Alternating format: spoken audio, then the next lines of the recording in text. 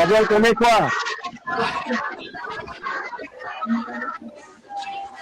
খবৰ ভাল সকলোৰে?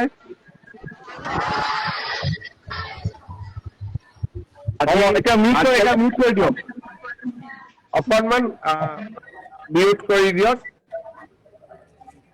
মই টিংখং সমষ্টিৰ মোৰ মৰমৰ ভাগিনসকলক আজি যিটো সামাৰ কেম্প হৈছে, গ্ৰীষ্মকালীন শিবিৰ হৈছে, তাৰ বাবে মই বহুত বহুত শুভেচ্ছা জনাইছো। তোমালোকৰ বিধায়ক বিমল বৰাৰ প্ৰচেষ্টাত ইমান ধুনীয়া এটা শিবিৰ হৈছে। সঁচাকৈ মোক যেতিয়া ৰাতিপুৱা বিমল বৰাই বিধানসভাত ক'লে, তেতিয়া মই ক'লো যে মোকো কানেক্ট কৰি দিবা, মই দুই এষাৰ কথা ক'ম। আমি সকলোৱে জানো যে আমাৰ সকলোৰে মাজত বহুত প্ৰতিভা লুকাই আছে।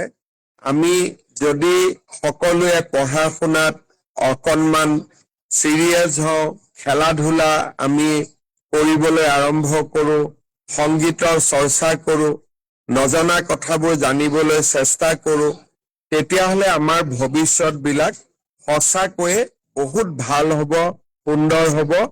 আৰু মই আশা কৰোঁ যে এই গ্ৰীষ্মকালীন শিবিৰত আমি বহুত নজনা কথা শিকিব পাৰিম আৰু আমাৰ নিজৰ নিজৰ যিবিলাক প্ৰতিভা, সেই প্ৰতিভাসমূহ আমি আগুৱাই লৈ যোৱাৰ বাবে সুবিধা পাম। মই টিংখঙলৈকে গৈয়ে থাকো আৰু মোক কৈছে যে ইয়াত সোণাৰীৰো ল'ৰা ছোৱালী আছে।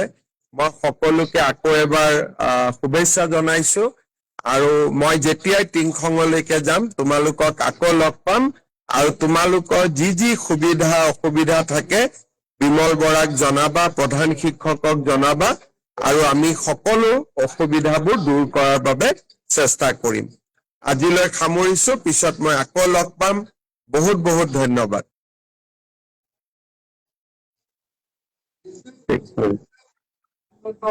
বঢ়িয়া, ভাল লাগিলে নে?